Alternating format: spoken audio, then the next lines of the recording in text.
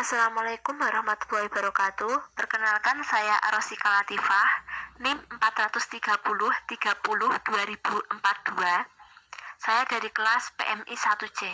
Di sini saya akan menjelaskan dari PPT yang telah diberikan oleh Bapak Alwi yang berjudul Tauhid dan Iman. Tauhid dari bahasa Arab tauhidun artinya mengesahkan Allah, dari masdar wahada yu'ahidu tauhidan. Identik kata wahidun yang artinya satu, ahada yang artinya esa, yang diikuti wazan fa'ala atau litaqdiyah yang artinya mengesahkan. Fa'ala itu merupakan fa'ala fi'il madhi yang ketambahan ma dan an. Ilmu tauhid membahas tentang pengesahan Allah, sifat Allah, rukun iman, dan pemikiran tentang memahami keimanan. Iman dari bahasa Arab bermakna percaya. Tasrifnya amana yuminu imanan. Secara istilah, sebuah kepercayaan yang meresap dalam hati dan tidak ada keraguan sedikit pun di dalamnya. Dimensi dalam iman ada 3. Yang pertama, tasdiqul bil qalbi, atau membenarkan dalam hati. Yang kedua, iqrarul bil lisan, mengucapkan dengan lisan. Yang ketiga, menjalankan anggota badan atau ikmal bil arkan. Rukun iman yang wajib kita ketahui ada 6. Yang pertama, iman kepada Allah, yaitu wajib beriman kepada Allah dan meyakini sifat Allah berupa sifat mustahil dan sifat jaiz. Yang kedua, beriman kepada malaikat Allah. Yang wajib kita ketahui ada 10 malaikat. Yang pertama Jibril, Mikail, Israfil, Izrail, Munkar, Nakir, Raqib, Atid, Malik, dan Ridwan. Yang ketiga yaitu kitab-kitab Allah. Ada 4 yang wajib kita ketahui. Yang pertama Al-Quran diturunkan oleh Nabi Muhammad, Injil diturunkan kepada Nabi Isa, Taurat diturunkan kepada Nabi Musa, dan yang terakhir yaitu Zabur diturunkan oleh Nabi Daud. Yang keempat adalah beriman kepada Rasul Allah. Yang wajib kita imani ada 25 Nabi. Dan yang kelima yaitu beriman kepada hari akhir atau hari kiamat. Semua manusia akan mati. Kita juga mengimani tentang yaumul ba'ats atau kebangkitan, yaumul jaya atau pembalasan. Hari akhir ada 2, yaitu kiamat sugro atau kecil dan kiamat kubro. Kiamat kecil adalah kematian beberapa orang saja, bukan beserta kematiannya alam. Kiamat kubro yaitu berakhirnya seluruh makhluk Allah di muka bumi. Yang terakhir yaitu beriman kepada qada dan qadar. Qada secara bahasa adalah hukum, ketetapan, dan kehendak Allah. Semua yang terjadi berasal dari Allah, sang pemilik kehidupan. Sebelum ada kehidupan Allah itu telah menuliskan apa yang terjadi, mau berupa kebaikan atau keburukan, atau hidup dan mati. Terus qadar secara bahasa itu ketentuan atau kepastian dari Allah. Secara istilah sebuah penentuan yang pasti yang sudah ditetapkan Allah.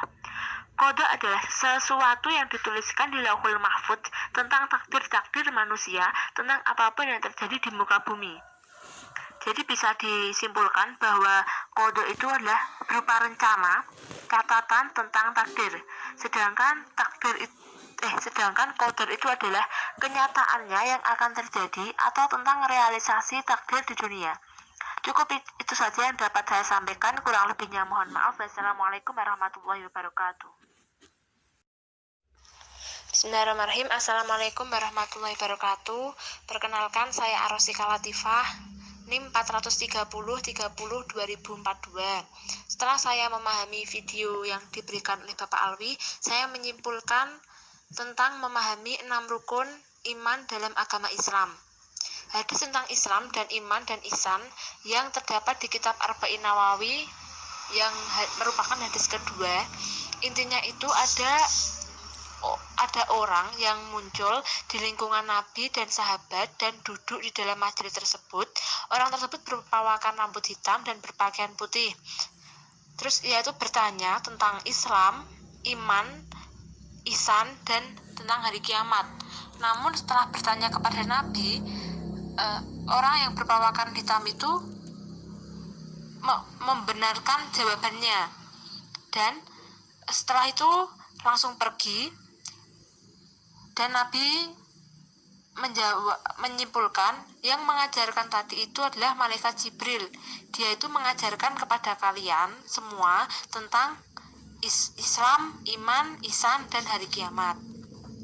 Akal dan wahyu sebagai sarana mengimani Tuhan, yaitu Allah memberikan wahyu kepada Nabi untuk disebarkan oleh umat, dan manusia punya akal untuk memilih Tuhannya siapa. Mengenal ayat-ayat keagungan Allah, ada ayat kauniyah dan ada ayat kauliyah. Ayat kauniyah yaitu pertanda keagungan Allah yang dijelaskan lewat kejadian alam semesta, contoh teori Big Bang, tahapan penciptaan manusia. Ayat kauliyah yaitu pertanda keagungan Allah yang dijelaskan lewat wahyunya, yaitu Al-Quran. Iman dari bahasa Arab bermakna percaya, yang ditasrif amana yu'minu imanan, sebuah kepercayaan yang meresap dalam hati dan tidak ada keraguan sedikit pun di dalamnya sehingga berpengaruh pada ucapan dan perilaku orang yang beriman. Dimensi dalam iman itu ada 3. Tasdikul bil qauli, membenarkan dalam iman. Iqraril bil lisani, mengucapkan dengan lisan. I'malu bil arkan, atau menjalankan dengan anggota badan. Terus rukun iman ada 6, yaitu pada Allah, malaikat, kitab, rasul, dan hari akhir. Munculnya beberapa aliran yang berbeda di dalam memahami keimanan. Ada yang menggunakan logika, wahyu. Terus pada zaman sekarang itu menggunakan antropocentris atau berpusat pada manusia, dan teosentris atau Tuhan dan wahyu. Mungkin itu saja yang dapat saya sampaikan, kurang lebihnya mohon maaf. Wassalamualaikum warahmatullahi wabarakatuh. Bismillahirrahmanirrahim. Assalamualaikum warahmatullahi wabarakatuh. Perkenalkan, saya Arosi Halatifah dengan NIM 43030200042. Di sini saya akan menjelaskan sedikit dari materi yang telah disampaikan oleh Pak Alwi, yaitu mengenai sejarah mulai munculnya ilmu kalam. Hubungan tauhid dan ilmu kalam. Tauhid adalah membahas tentang sifat-sifat Allah, rukun iman, dan keesaan Allah. Sedangkan ilmu kalam yaitu membahas perdebatan para teolog yang berdebat tentang sifat-sifat Allah. Nabi sebagai panutan segala masalah umat. Pada masa Nabi Muhammad tidak ada masalah tentang agama Islam. Masa kekhalifahan Khulafaur Rasyidin sekitar 30 tahun Nabi Muhammad digantikan dengan Abu Bakar dan Umar. Belum ada permasalahan yang serius tentang perbedaan pendapat dalam umat Islam. Dan setelah digantikan oleh Utsman bin Affan, Utsman wafat karena dibunuh oleh demonstran yang tidak diketahui siapa demonstran tersebut, sehingga Utsman digantikan oleh Ali dengan tuntutan harus mencari siapa yang membunuh Utsman. Beberapa tantangan yang muncul saat kekhalifahan Ali yaitu tuntutan untuk menemukan pembunuh Utsman. Yang kedua, perang dengan Aisyah atau perang Jamal. Yang terakhir yaitu perang dengan Muawiyah atau perang Siffin. Perang yang dimenangkan oleh Ali yaitu peristiwa perang Siffin.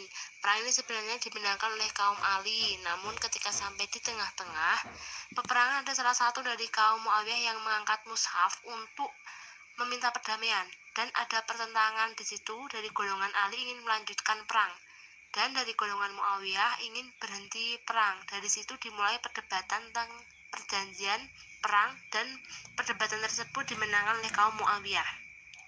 Terbentuknya khalifahan dan digantikan dengan dinasti. Setelah Ali turun, Ali memimpin kaum Syiah.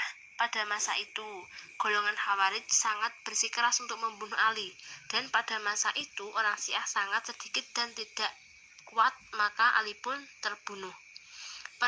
Perebutan kekuasaan yang menjalar pada agama dan syariat Islam, yaitu permasalahan perebutan kekuasaan, pembelaan diri, dan pengukuhan eksistensi kekuasaan yang dimiliki.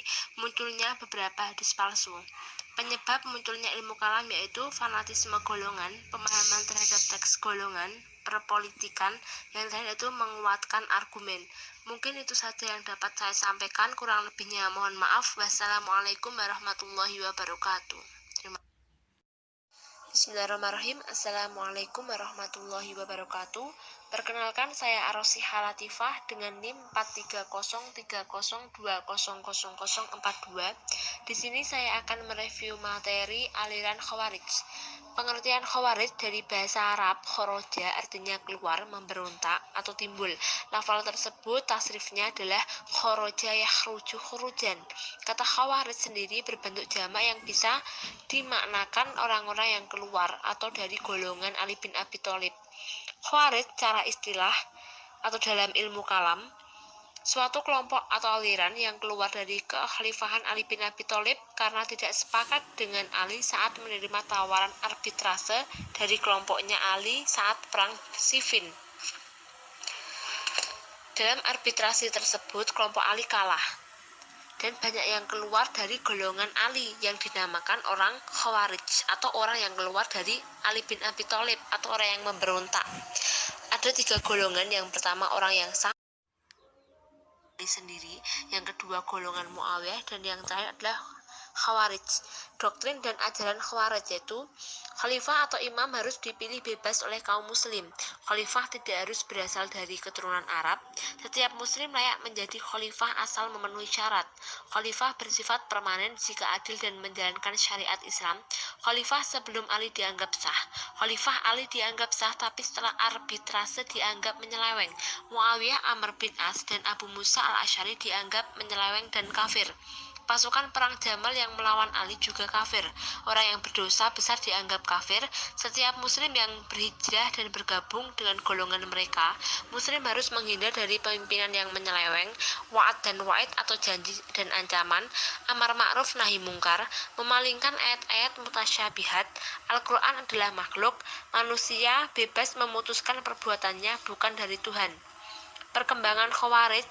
Khawarij adalah salah satu sekte yang terkenal dan ideologi radikalnya, termasuk dalam doktrin teologisnya. Dengan karakter tersebut, Khawarij mudah terpecah belah karena sulit ditemukan kata sepakat atau harmonis. Beberapa pengamat mengatakan bahwa Khawarij terpecah menjadi 3. Yang pertama 20 sekte menurut Al-Baghdadi, 18 sekte menurut Harus, dan 22 sekte menurut Al-Shifihani. Subsekte yang besar dari Khawarij yaitu Al-Muhakimah, Al-Azharikah, An-Najdat, Al-Baihasiyah, Al-Ajaridah, As-Salabiyah, Al-Abadiyah, As-Sufriyah. Beberapa karakter aliran Khawarij sampai masa kini yaitu mudah mengaktifkan orang yang tidak segolongan dengan mereka. Islam yang benar adalah Islam yang mereka pahami dan amalkan. Orang-orang Islam yang tersesat menjadi kafir perlu dibawa kembali ke Islam yang sebenarnya. Karena pemerintah dan ulama tidak sepaham dengan mereka, maka mereka memilih pemimpin dari golongannya.